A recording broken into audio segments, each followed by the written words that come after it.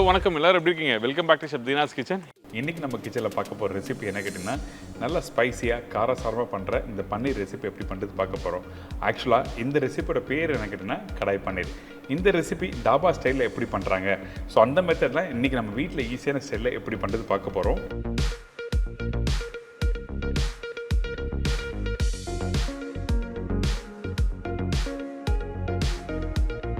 இந்த recipe chapati, puri, butter நான், ரொட்டி இந்த மாதிரி ரெசிபியை தொட்டு சாப்பிட்றதுக்கு அருமையான ஒரு காம்பினேஷன் தான் இந்த கடாய் பன்னீர் ஸ்பைசியான ரெசிபி.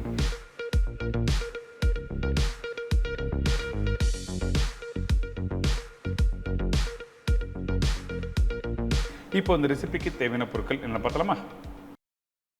பன்னீர் 200 கிராம், குடமிளகாய் தேவையான அளவு, அதாவது பெல் பெப்பர்ஸ், வெங்காயம் மீடியம் சைஸ் 3 நம்பர், தக்காளி மீடியம் சைஸ் 3 நம்பர், காய்ந்த மிளகாய் 6லேருந்து 8 நம்பர், இஞ்சி பூண்டு பேஸ்ட் 1 டேபிள் ஸ்பூன், சீரகம் 1/4 டீஸ்பூன், முழு கரம் மசாலா தாளிப்புக்கு தேவையான அளவு, முழு தனியா 1 டீஸ்பூன், முழு மிளகு 1 டீஸ்பூன், மஞ்சத்தூள் சிறிதளவு, தனியா powder 1 table spoon, Kashmir chilli powder 3/4 table spoon, முந்திரி பருப்பு 10லேருந்து 12 நம்பர், கொத்தமல்லி தேவையான அளவு, உப்பு தேவையான அளவு, பட்டர் 1 டேபிள் ஸ்பூன், எண்ணெய் சமைக்கிறதுக்கு தேவையான அளவு. இதங்க இந்த ரெசிபிக்கு தேவையான பொருட்கள். இந்த ஸ்பைஸான பன்னீர் ரெசிபி பண்ணுறதுக்கு ஃபஸ்ட்டு மசாலா ரெடி பண்ண போகிறோம். இந்த மசாலாவோட பேர் என்ன கேட்டிங்கன்னா கடாய் மசாலா சொல்லுவாங்க. அதாவது முழு தனியா, முழு மிளகு, காஞ்சி மிளகாய் இது எல்லாத்தையும் ஒன்றா போட்டு வறுக்கிறோம். இது வறுக்கிற பக்குவம் என்ன கேட்டிங்கன்னா கரெக்டாக நல்லா ஸ்லோ ஃப்ளேமில் ஒரு 2 நிமிஷத்துலேருந்து 5 நிமிஷம் நல்லா வறுத்துக்கணும். ஹை ஃப்ளேம் வச்சு வறுக்கக்கூடாது. அதே டைமில் குவான்டிட்டி எப்படி இருக்குன்னு கேட்டிங்கன்னா நீங்கள் என்ன தான் குவான்டிட்டி அதிகமாக போட்டாலும் ரெண்டுமே ஈக்குவல் குவான்டிட்டி இருக்கணும். மிளகு எந்த அளவுக்கு போடுறோமோ முழு தனியாவும் அதே அளவு பண்ணணும். காஞ்ச மிளகாய் தேவையான அளவுக்கு. சரிங்களா? இதுதான் ரேஷியோ. இந்த மாதிரி நல்லா வறுத்துட்டு அதுக்கு பிறகு நம்ம என்ன பண்ணுறோன்னா காஞ்ச மிளகாய் தனியாக எடுத்துகிட்டு இந்த முழு மிளகும் முழு தனியாகவும் க்ரஷ் பண்ண ஆரம்பிக்கிறோம். பவுட்ரு பண்ணக்கூடாது, மிக்சியில் அரைக்கக்கூடாது. சரிங்களா? இந்த மாதிரி அந்த சப்பாத்தி கட்டை எடுத்து நல்லா க்ரஷ் பண்ணுங்கள். ஒன்றும் பாதியாக இந்த மாதிரி ரெடி ஆகும். அதுக்கு பிறகு வறுத்து வச்சுருக்க அந்த காஞ்ச மிளகாவும் பிச்சு போடணும். அதாவது பெரிய காஞ்ச மிளகா வந்தால் 1/3 இல்லை 1/4 இந்த மாதிரி உடச்சி போட்டு எடுத்திங்கன்னா இந்த கடாய் மசாலா ரெடி.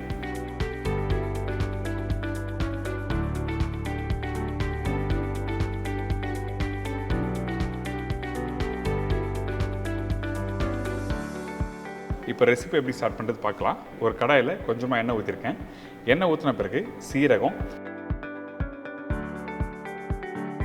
நல்லா பொரிஞ்ச பிறகு முழு கரம் மசாலா, பொடிசை கட் பண்ணி வச்சுருக்க வெங்காயம் 3 வெங்காயம் சொல்லியிருக்கேன். அதில் 2 வெங்காயம் இந்த இடத்துல யூஸ் பண்ணியிருக்கோம். 1 வெங்காயம் கடைசியாக யூஸ் பண்ண போகிறேன். அது அப்புறமா பார்க்கலாம். 3 வெங்காயம் சொல்லியிருக்கேன் பார்த்தீங்களா, அதில் 2 வெங்காயம் இந்த இடத்துல போட்டிருக்கேன். 1 வெங்காயம் கடைசியாக யூஸ் பண்ண போகிறோம். இப்போது இந்த வெங்காயத்தை வதங்குற பக்கம் என்ன கேட்டிங்கன்னா நல்லா கோல்டன் ப்ரௌன் நல்லா வதக்கிருக்கணும். இப்போ நம்ம அடுத்து நம்ம என்ன பண்ணுறோன்னா இந்த வெங்காயம் வதக்கும் போது இந்த காஞ்ச மிளகாய் போட்டிருக்கோம். இந்த இடத்துல ஒரு 4 காஞ்ச மிளகாய் போட்டுறேன். மீதி காஞ்ச மிளகாய் ஏற்கனவே பவுடர் பண்ணோம் பார்த்தீங்களா, அதாவது முழு மிளகு முழு தனியாக போட்டு அரைச்சோம்ல, அந்த இடத்துல மீதி காஞ்ச மிளகாய் போட்டிருக்கேன். இப்போது இந்த வெங்காயம் கொஞ்சம் நல்லா கோல்டன் ப்ரௌன் வந்திருக்கு. இதுக்கு பிறகு நம்ம என்ன பண்ணுறோம், அரைச்சி வச்சுருக்கேன் இஞ்சி பூண்டு பேஸ்ட். இந்த இஞ்சி பூண்டு பேஸ்ட் போட்ட பிறகு நல்லா வதக்க ஆரம்பிங்க. இந்த இடத்துல நம்ம என்ன பண்ணுவோம்னா நார்மலாக வீட்டில் அடுத்த இன்க்ரீடியன்ஸ் போட்டுருவோம். ஆனால் இந்த இடத்துல ஃபஸ்ட்டு தண்ணி ஊற்ற ஆரம்பிக்கிறோம். இந்த மாதிரி பண்ணும்போது என்ன ஆகுதுன்னா அந்த வெங்காயம் குக் பண்ண ஒரு பேஸ்ட் மாதிரி மசாலாவாக ரெடி ஆகும். இதுக்கு பிறகு பொடிசா கட் பண்ணி வச்சுருக்கேன் தக்காளி. இதுக்கு பிறகு பொடிசா கட் பண்ணி வச்சுருக்கேன் தக்காளி. வெங்காயம் 2 நம்பர் தான் யூஸ் பண்ணியிருக்கேன், தக்காளி 3 நம்பர். அப்போ தான் மசாலாவோட டெக்ஸ்சர் நல்லா கொடுக்கும். இதுக்கப்புறம் காஷ்மீர் சில்லி பவுடர் போட்டிருக்கேன். இந்த இடத்துல காஷ்மீர் சில்லி பவுடர் மட்டும் தான் யூஸ் பண்ணணும். நீங்கள் ரெகுலராக யூஸ் பண்ணுற குழம்பு தூளும் யூஸ் பண்ணக்கூடாது. அப்படின்னா நார்மலாக யூஸ் பண்ணுற சில்லி பவுடர் யூஸ் பண்ணக்கூடாது. ஏன் அப்படி கேட்டிங்கன்னா கலர் கொடுக்காது. அதே டைமில் நார்மல் சில்லி பவுடர் காரம் அதிகமாக இருக்கும், காஷ்மீர் சில்லி பவுடர் கலர் கொடுக்கும், காரம் கம்மியாக இருக்கும். இப்போ உங்களுக்கு புரிஞ்சிருக்கும். இதுக்கப்புறம் தனியாத்தூள், கொஞ்சம் மஞ்சத்தூள், உப்பு இதெல்லாம் போட்ட பிறகு இந்த மசாலாவை நல்லா வதக்க ஆரம்பிங்க. இந்த மாதிரி லைட்டாக அந்த வெங்காயம் தக்காளி நல்லா மேஷ் ஆகிற டைமில் நம்ம என்ன பண்ணுறோன்னா அரைச்சி வச்சுருக்க முந்திரி பேஸ்ட்டு, அதாவது 10லேருந்து 12 முந்திரி சொன்னோம் பார்த்தீங்களா, உடச்ச 1/2 முந்திரியை நல்லா அரைச்சி இதில் யூஸ் பண்ணியிருக்கோம். தேவையான அளவுக்கு தண்ணி ஊற்றி நல்லா குக் பண்ண ஆரம்பிக்கிறீங்க. அதே டைமில் இந்த பேஸ்ட் போட்ட பிறகு கொஞ்சம் தாராளமாக தண்ணி ஊற்றுங்க. ஏன் கேட்டிங்கன்னா இந்த முந்திரி பருப்பு போட்ட பிறகு கொஞ்சம் லைட்டாக கொதிச்சு வரும் பார்த்தீங்கன்னா அந்த டைமில் அடி பிடிக்க ஆரம்பிச்சிடும். அதனால் நம்ம என்ன பண்ணுறோன்னா இந்த முந்திரி நல்லா வேகிறதுக்கு தேவையான அளவுக்கு தண்ணி ஊற்றி நல்லா குக் பண்ண ஆரம்பிக்கிறோம்.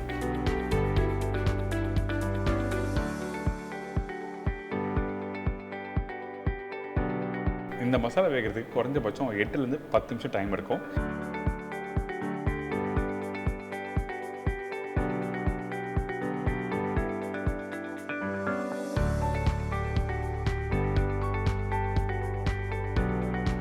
இந்த மசாலா வெந்த பிறகு இந்த மாதிரி வந்திருக்கும். இதுக்கு பிறகு நம்ம கட் பண்ணி வச்சுருக்க இந்த பன்னீரை போடுறோம். பன்னீரை வந்து நான் பேட்டர்ன்ஸ், அதாவது ஃபிங்கர் சைஸில் கட் பண்ணி போட்டிருக்கேன். உங்களுக்கு க்யூப் சைஸில் வேணும்னா நீங்கள் கட் பண்ணி போட்டுடலாம், ஒன்றும் தவறே இல்லை.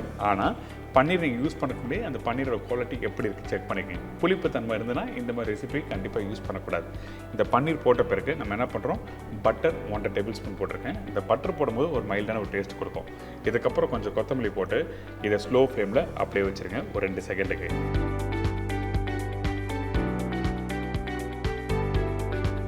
சைடில் இன்னொரு பேனில் நம்ம என்ன பண்ணுறோன்னா 1 டேபிள் ஸ்பூன் எண்ணெய், அதுக்கு பிறகு கட் பண்ணி வச்சுருக்கேன் இந்த பெல் பெப்பர்ஸ், அதாவது குடமிளகாய், பச்சை, மஞ்சள், சிவப்பு, அதுதான் பெல் பெப்பர் சொல்லுவாங்க. இதுக்கப்புறம் ஒரு வெங்காயம் இந்த இடத்துல யூஸ் பண்ணியிருக்கேன். ஏற்கனவே 2 வெங்காயம் யூஸ் பண்ணியாச்சு, கடைசியாக ஒரு வெங்காயம் இந்த இடத்துல போட்டிருக்கேன்.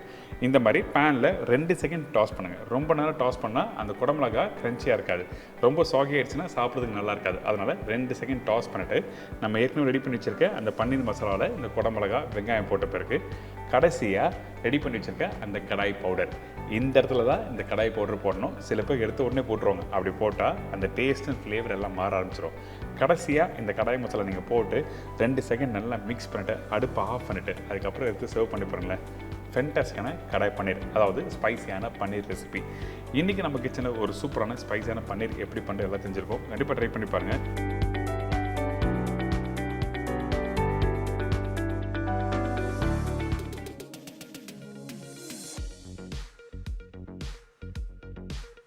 நல்ல சூப்பராக சப்பாத்தி, பூரி இந்த மாதிரி ரெசிபி தொட்டு சாப்பிட்றதுக்கு ஒரு அல்டிமேட்டான ரெசிபி தான் இந்த ஸ்பைசி பன்னீர். இதே மாதிரி நாளைக்கு இன்னொரு சூப்பர் ரெசிபி சந்திக்கிறேன். நன்றி, வணக்கம். See you, bye, take care.